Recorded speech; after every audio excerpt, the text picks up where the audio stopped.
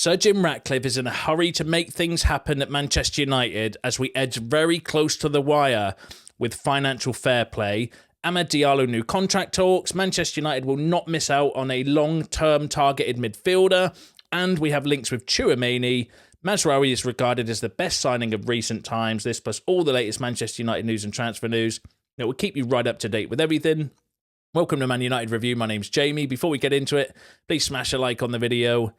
And let's jump straight into it. So let's kick off with the PSR concerns. So the initials PSR and FFP have been uttered repeatedly in the corridors of Carrington, and Manchester United are close to the wire. That came from Laurie Whitwell. Laurie Whitwell was very credible when it comes to Manchester United news, suggesting that people within United are very worried about financial fair play and PSR concerns, and that they're very close to the wire. Obviously, we've had a big outlay in the summer, a big turnover of staff in terms of coaches, and obviously sacking the manager as well. You know, I think anyone with half an eye can probably see that United are worried about their financial situation. If you looked at the financial reports that came out, we still owe like £400 million in transfer fees that we haven't serviced yet. We're still in debt. With the fact that we've had to effectively remove Sir Alex Ferguson from his ambassadorial role to save money. We're looking at increasing season ticket prices to generate money. We're looking at cutting funding for the disabled fans and all of this stuff, the job losses. You don't need to be, a financial expert to kind of read between the lines and think, yes, there is something going on with United and their finances, which is why when we're kind of talking about the transfer news and stuff in a second, we need to factor that in, because I don't think we're going to have much money available in January unless we do sell players. But then there's the question, who have we got in the squad that's got any value to sell in January in order for us to kind of make some players that we might have some money for, like a Nypan, for example, who there's been a story on in a second that I'm going to bring to you, or maybe a loan option and stuff. But the big kind of we're not going to have the money to go and get a Gyökeres or someone in January. Not that that was going to happen anyway, but just to kind of give a bit of an example there as well. But very close to the wire when it comes to financial fair play, which is a little bit alarming. But there's paid people at United that are there to manage the books and manage the finances, who I'm sure will maybe find ways around it if possible. But it is really annoying still, because that is a Glazer issue, and you're also having to come in and pick up the pieces, and they're going to get all the flack for it. But ultimately, if you're angry with anyone, be angry with the Glazers, because they're the people that have bled this club dry and sucked everything out of it, sucked all the money, and literally there's nothing left. And then you also have to come in and try and make the best out of what they can. So, a little bit alarming, but there might be ways around it, which I'll mention in a second. Laurie Whitwell also said that United's ability to spend freely in summer depends on sales, but Sir Jim Ratcliffe is a man in a hurry, and that might be a factor in the business that is done. So, with PSR rules anyway, we are going to be in a position where we have to sell to buy. That's the whole kind of profit and sustainability rule model, where you can only spend so much of your income. You can only spend so much of your income on wages, and so on and so forth.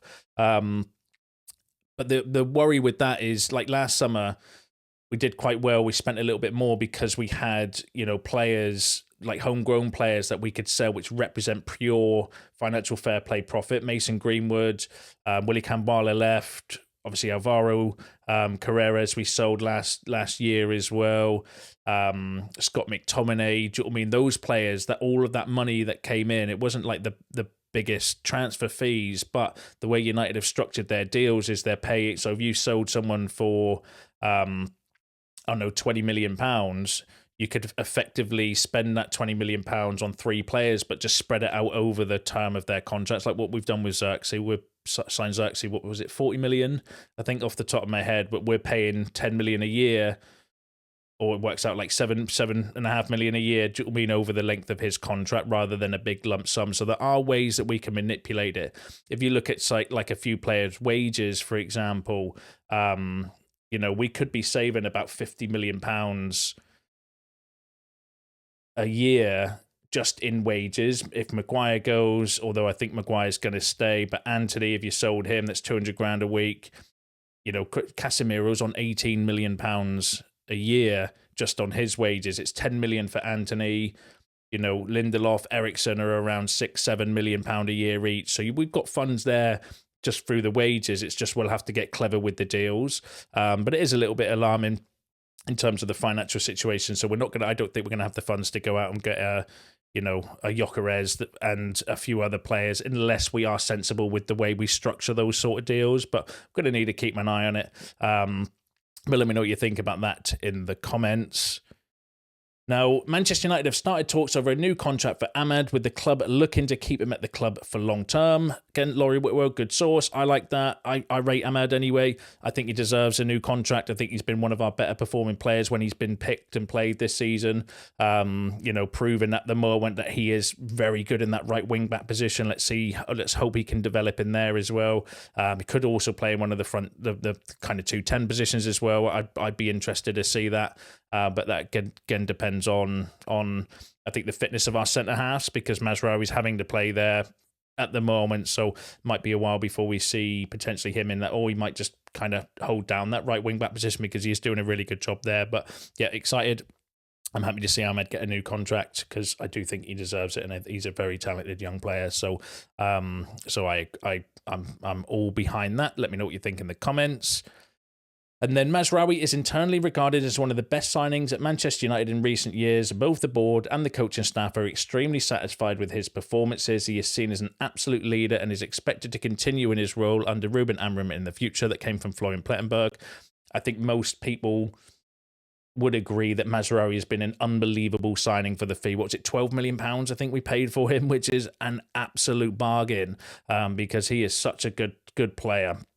Unbelievable player, having an unbelievable season as well. Just hope he can stay fit, but there's not really been too many concerns around his fitness and stuff as well, which is good. I think we're managing him quite well because he has rotated a few times and been subbed a few times as well. But I do I really rate. He's been an outstanding signing, especially for the price. Easily and I agree, easily one of our best signings for years for the value for money as well. So yeah, I'm happy that people within the club know that as well. But let me know what you think in the comments. Let's move on to some transfer news. So, Manchester United have inquired about 22-year-old midfielder Malik Tillman. He has a release clause of 30 million to 40 million euros valid next summer. Now, that came from Sky Sports Germany, reposted by more credible sources. I don't know the credibility of the actual kind of reporter myself, but reposted by more credible sources, so I'm going to assume fairly decent. Now, that would be an interesting option. 22-year-old midfielder. He's American. He's played central midfielder, attacking midfielder, and left wing. Oddly, this season, so it does offer a little bit of variety and flexibility. 18 appearances, 8 goals and 3 assists. Plays for PSV in the Eredivisie, but Ten Hag's not here. Don't panic. We're going to be scouting players ourselves to sign rather than Ten Hag's kind of recommendations. So I thought I'd look at its data. It looks absolutely unbelievable. Now, because he's played in a few different positions, there's a few different kind of bits of data. So this is his statistic versus attacking midfielders and wingers. And that's not bad, is it? Do you know what I mean? He's literally in the top, apart from maybe a couple of metrics, in the top 75 to 80 percentiles for everything across the board. Unbelievable. And then when you compare him to midfielders, so this is like more kind of 6s and 8s, look at that top part, in the top 99% for pretty much everything, apart from 98 for total shots, which still is not bad. Progressive carries, successful take-ons, touches, looks statistically a really, really unbelievable player. As I mentioned, fits the mold of being young, up and coming, developmental, relatively kind of, I don't want to say unknown, because I'm sure many of you have probably already heard of him, but fairly new to me. I've not a player that I've followed or kind of seen much of personally. Obviously looking at the data, watching his highlights, doing some research before the video as well. Does look like a really talented player. Played at Rangers as well before, so would have a bit of experience of British football. Not the most expensive as well. 30 to 40 million euros. Is not the kind of the like a massively expensive transfer fee for that young lad. can play in a versatile as well. Do you know what I mean? Like looks a really interesting option. Let me know what you think about that in the comments.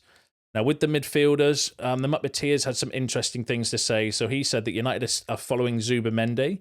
Tchouaméni is being followed. United have been interested in him for a long time, and Chelsea are also interested. So the Muppeteers, I think, is a really credible source, you know. I think he's got inside connections at United, and I do kind of... you know, I personally think he's a really kind of credible source. Interesting there, Tchouaméni. What would you think about that? Let me know in the comments. He's 24, not having the best of times at Madrid. You know, played a couple of times at centre-half this season as well. Would definitely be a good player defensively. I mean, when he went to Real Madrid, he would have been my number one choice to come in for that defensive midfielder role. I would question he's not a playmaking midfielder, though. Not a progressive midfielder, but, you know, if we have games where you need a double pivot, like we've got Arsenal coming up, for example, having Tchouaméni and Ugarte in midfield would not be bad. And we need someone that can rotate with Ugarte as well, because he can't play every game. And as we've seen with international breaks, he's having to fly the other side of the world and play late games and come back all the time as well, which is really annoying because he's always late back to training, and that kind of, you can pretty much... not write him off, but it's difficult to start him on the next games after international breaks because of all the travel that he has to do playing for Uruguay. So having somebody else there, you know, wouldn't be wouldn't be the worst idea in the world. It's just, you know, wage and cost and all that stuff. I'd imagine he's on quite high wages at Real Madrid. So whether we can do, and I'd imagine Real Madrid would want, you know, a fair bit of money for him as well.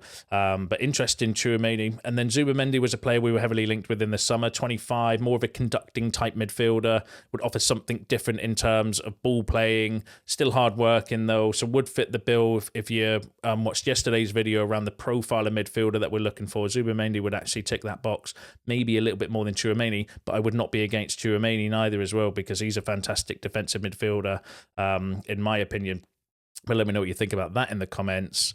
And then the other midfielder that we have been linked with quite heavily is Nypan. So United are closely monitoring Sverre Nypan. He's been on United's radar for a while now, and sources insist if the correct opportunity occurs, they will pounce. Ineos won't miss out. That came from United Scout, who are quite credible and good when it comes to like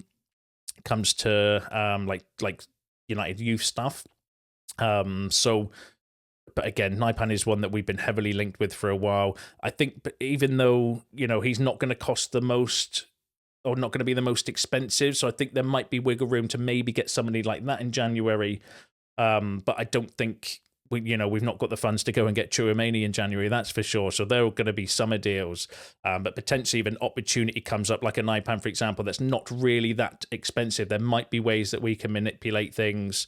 If Eriksen goes, for example, that frees up his wages. We're not going to get any, obviously, money for Christian Eriksen, but he's on £7.8 million a year, roughly. So £150,000 a week is Christian Eriksen's wages. So with the way United are structuring their deals, potentially that would free up some money to get a Nypan if you spread the cost of his payments over 2 or 3 seasons, for example, as a way to kind of manipulate the PSR rules. But obviously that amount is not going to be one to go out and get, a Gyökeres or someone like that. Not that we were going to anyway in January, but there might be ways that we can manipulate things to get a cheaper player effectively in January. But let me know what you think about that in the comments.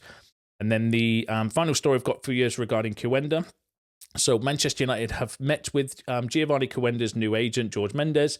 He is scheduled to hold more meetings with clubs in coming weeks to determine the most suitable move for Quenda, who now seems certain to leave Sporting next year. That came from Samuel Lucas, who's a shit stirrer, but he can be quite credible sometimes. But the Muppeteers kind of poured water on the fire a little bit, saying that every major club is following Quenda, not just United.